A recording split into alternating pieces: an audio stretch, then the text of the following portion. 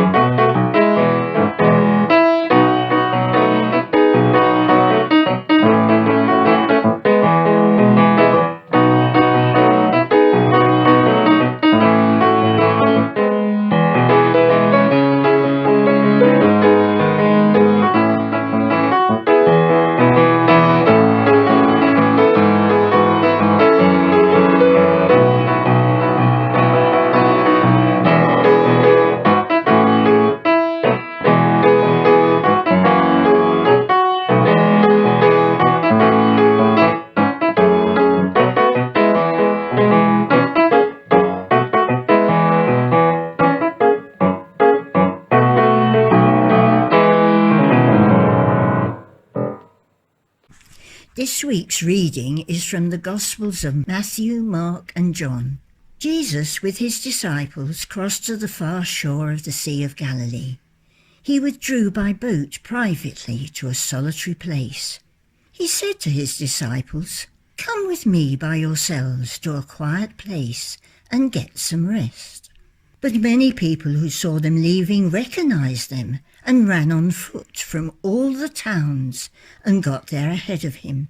When Jesus landed and saw the large crowd, he had compassion on them, and he began teaching them many things and healed the sick. His disciples came to him and said, "This is a remote place, and it's already late. Send the people away so that they can go to the surrounding countryside and villages and buy themselves something to eat." Jesus replied, "They do not need to go away. You give them something to eat." Philip answered him, "It would take more than half a year's wages to buy enough bread for each one to have a bite." Another of his disciples, Andrew, Simon Peter's brother, spoke up. "Here is a boy with 5 small barley loaves and 2 small fish.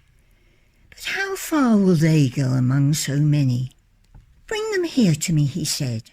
Then Jesus directed them to have all the people sit down in groups on the green grass. So they sat down in groups of hundreds and 50s. Taking the 5 loaves and the 2 fish, and looking up to heaven, he gave thanks and broke the loaves. Then he gave them to the disciples, and the disciples gave them to the people. They all ate and were satisfied. And the disciples picked up 12 basketfuls of broken pieces that were left over. The number of those who ate were about 5,000 men, besides women and children. After the people saw the signs Jesus performed, they began to say, "Surely this is the prophet who is to come into the world."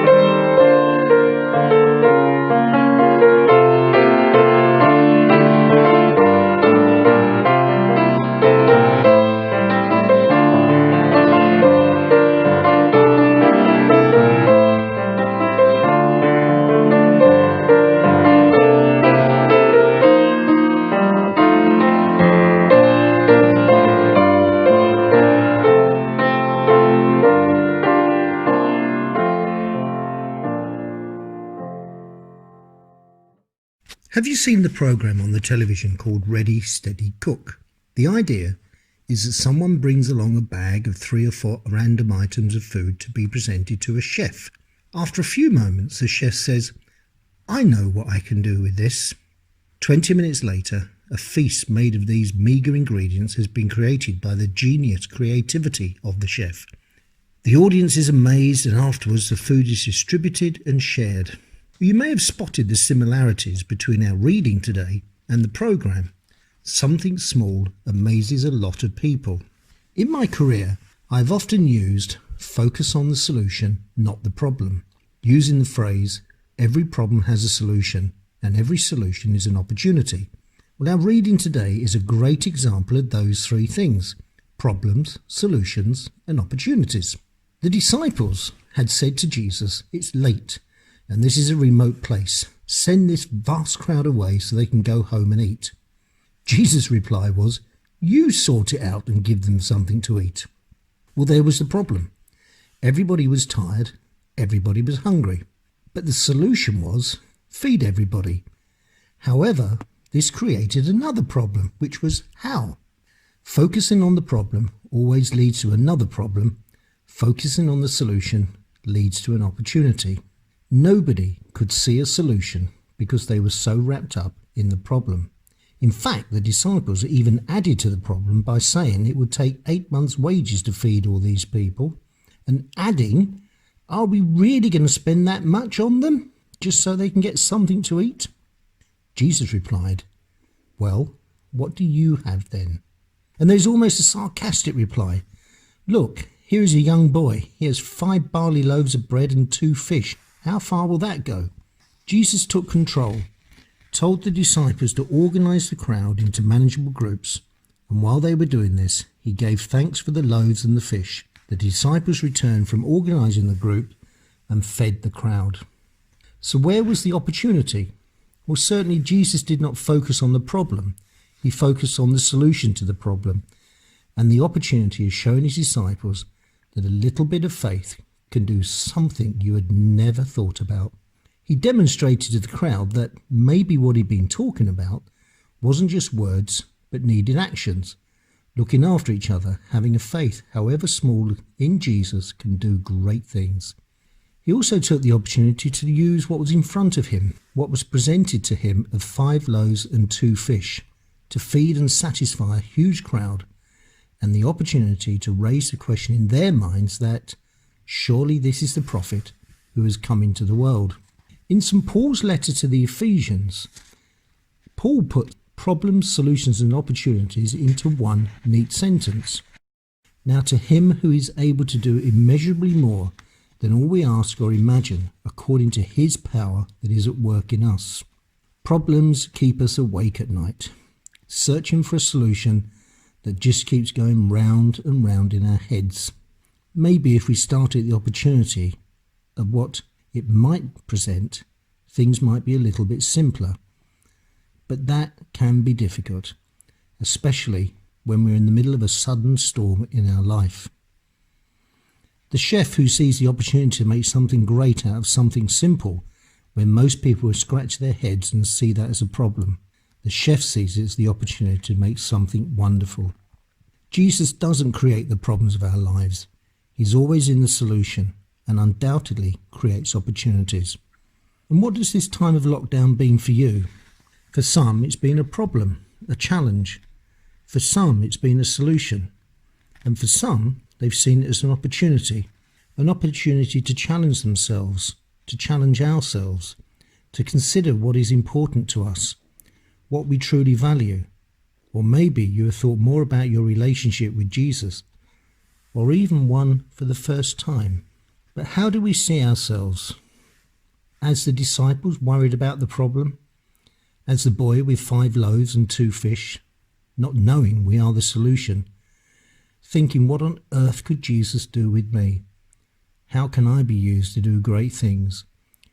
Or see ourselves as the opportunity to be used to do great things, allowing Jesus into our lives to take control, to look at us as ourselves, just as we are, what we could be, what we could do. taking the small things our life has to offer, trusting that all will be well if we hand over to Jesus our life's problems. Then we'll be amazed at the solutions and stunned by the opportunities that Jesus will present to us. Hidden away within our reading are the words Jesus gave thanks, giving thanks for what was presented before him. And I wonder what Jesus gave thanks for. Was it the problem? Was it the solution? Or was it for the opportunity that presented to him? After our next song and during our prayers, we will see from people who have sent in their thanks with a grateful heart for what Jesus has done for them. I pray that you will find the opportunities to whatever challenges may be facing you, whatever problems you may have, that you will find the solution. And in a life given over to Jesus, he will present to you the opportunity that a life committed to him gives you, and you can give him thanks with a grateful heart for all he has done for you.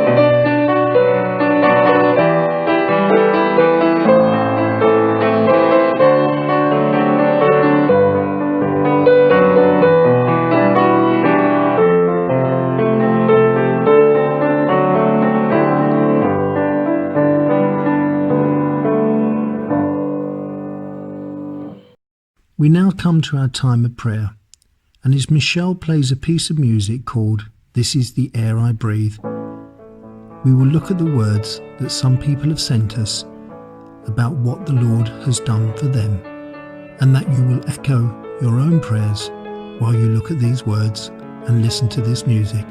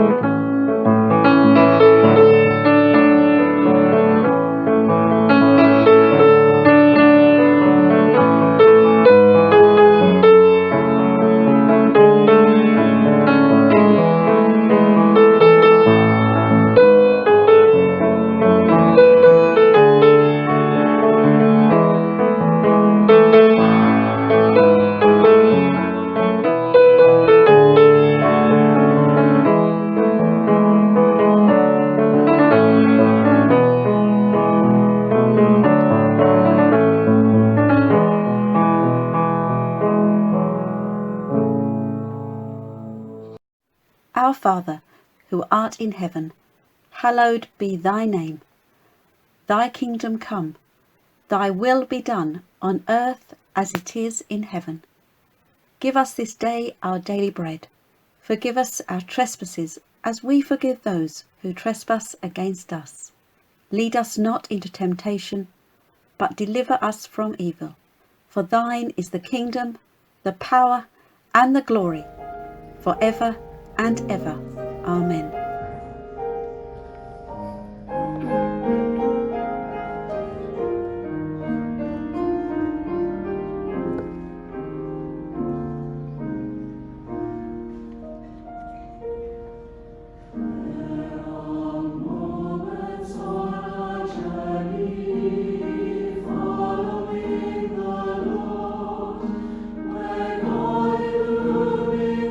Every step we take.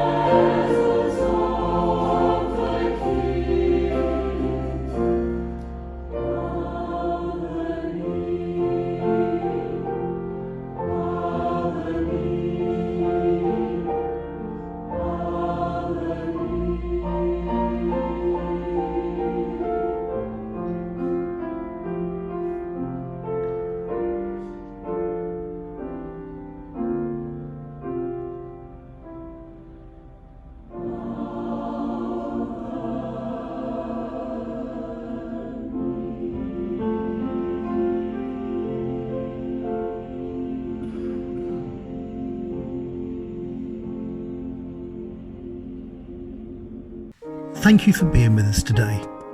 And we pray that the Lord will bless you and keep you.